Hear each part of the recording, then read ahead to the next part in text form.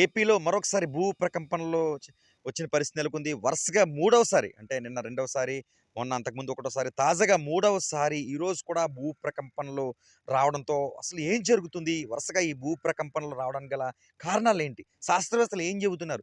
ఏం జరుగుతుంది? వరుసగా దీన్ని రావడం వల్ల ఆంతర్యం ఏంటి? త్వరలో ఏం జరగబోతుంది? అన్నది అర్థం కాని పరిస్థితి నెలకొంది. ఆంధ్రప్రదేశ్‌కి సంబంధించి మరలా ఉమ్మడి ప్రకాశం జిల్లాకు సంబంధించి పలు గ్రామాల్లో కూడా ఈ భూ ప్రకంపనలు వచ్చిన పరిస్థితి నెలకొంది.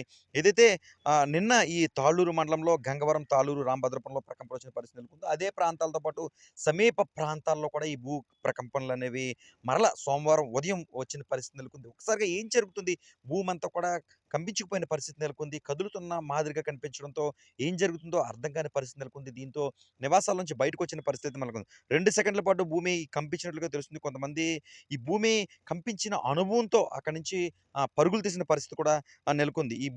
ఏపీలో తీర ప్రాంతం ఈ భూకంపంలో వచ్చేందుకు అనుకూలంగా ఉంటుంది.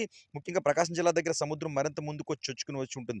అలాంటి ప్రాంతంలో భూమి లోపల పలకాల మధ్య కదలికలు ఎక్కువగా ఉంటాయి. అందువల్ల ఈ భూకంపం వచ్చే ప్రమాదం ఉంటుంది. కానీ ఇప్పుడు వచ్చిన భూకంపం చాలా చిన్నది. దీన్ని ఇంకా నేషనల్ ఇంటర్ ఫర్ సెస్మాలజీ గుర్తించలేదు. అంటే దీన్ని ఏ విధంగా అర్థం చేసుకోవాలో అర్థం కాని పరిస్థితి ఉంది. బహుశా ఒక పెద్ద భూకంపం వచ్చిన తర్వాత రెండవ భూకంపం అనేది చిన్నది రావడం అనేది సహజంగా జరుగుతుంది. దీన్ని శాస్త్రవేత్తలు కూడా ఇదే చెబుతూ ఉంటారు. అయితే ఈ మూడవది కూడా అంటే ఈరోజు మళ్ళా మూడో భూకంపం రావడం పట్ల దేనికి నాంది? దేనికి ఏ విధంగా దీన్ని అర్థం చేసుకోవాలో అయితే మాత్రం అర్థం కాని పరిస్థితి అయితే మాత్రం నెలకొన్నాయి. దీనిపైన శాస్త్రవేత్తలు గాని, దానికి సంబంధించిన అధికార యంత్రాంగం కూడా అధికారికంగా దీనిపైన ప్రకటన ఇంకా చేయలేదు. చేయాల్సిన అవసరం ఉంది. తర్వాతే దీనిపైన అసలు ఎందుకొచ్చిందన్నదైతే మాత్రం తెలుస్తదని చెప్పుకోవచ్చు. ఆంధ్రప్రదేశ్ రాష్ట్రానికి సంబంధించి దాదాపు ఒక 15 రోజులు, 18 రోజులు ముందైతే మాత్రం రాష్ట్ర వ్యాప్తంగా చాలా చోట్ల ఈ భూ ప్రకంపనలనేవి జరిగాయి. ఉమ్మడి ప్రకాశం జిల్లాతో పాటు ఇటు తూర్పుగోదావరి, ప్రధానంగా ఈ తెలంగాణ రాష్ట్రంతో పాటు ఛత్తీస్‌గఢ్ ఇలాంటి ప్రాంతాల్లో కూడా మొన్న 18 రోజుల కిందట ఒక్కసారిగా భూకంపాలొచ్చిన పరిస్థితి, ప్రకంపనలయితే మాత్రం పెద్ద ఎత్తున వచ్చిన పరిస్థితి నెలకొంది. ఇంట్లో ఉన్న సామాగ్రి కూడా ఒరిగి, పడిపోయి ఆ విధంగా మాత్రం కనిపించిన పరిస్థితులయితే మాత్రం నెలకొన్నాయి.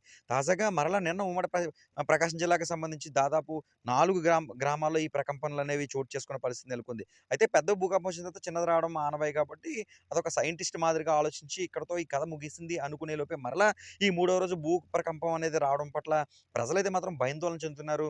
ప్రకాశం జిల్లాలో ఏదైతే గ్రామాల్లో ప్రకంపనలు వచ్చాయి. అక్కడి నుంచి నివాసాల నుంచి బయటికి పరుగులు తీసి ఏం జరుగుతుందో అర్థం కాని పరిస్థితి నెలకొంది. ఎందుకంటే అపార్ట్మెంట్లు లాంటివి, బిల్డింగ్లు లాంటివి ఒక్కసారిగా కదిలినట్టు కూడా మనకి తీరు కనిపిస్తుంది. ఇది చిన్న భూకంపం కాబట్టి పెద్దగా దాన్ని చూస్తే తప్ప అంత గుర్తుపట్టలేని పరిస్థితి మాత్రం నెలకొంది. అయితే మూడవ రోజు వచ్చిన భూకంపంలో ఎంత పెద్దది, ఎంత మొత్తం ఉన్నది అధికారికంగా శాస్త్రవేత్తలైతే మాత్రం ఆహ్, చ తెలియజేయాల్సిన అవసరం ఉంది. ఏది ఏమైనా వరుస భూకంపాలనేవి తెలుగు రాష్ట్రాల్లో ముఖ్యంగా ఆంధ్రప్రదేశ్‌లో వరుసగా రావడం పట్ల ఏ విధంగా అర్థం చేసుకోవాలి అన్నది శాస్త్రవేత్తలే చెప్పాలి. ఏదేమైనా ఒక భయాందోళన అయితే మాత్రం మూడోసారి ఈ ప్రకంపనం రావడం పట్ల అయితే మాత్రం ఒక ఆందోళన చెందుతున్న పరిస్థితి అయితే మాత్రం ఈ ఉమ్మడి రాష్ట్రాల్లో ముఖ్యంగా ఆంధ్రప్రదేశ్ లో ఉందని చెప్పుకోవచ్చు.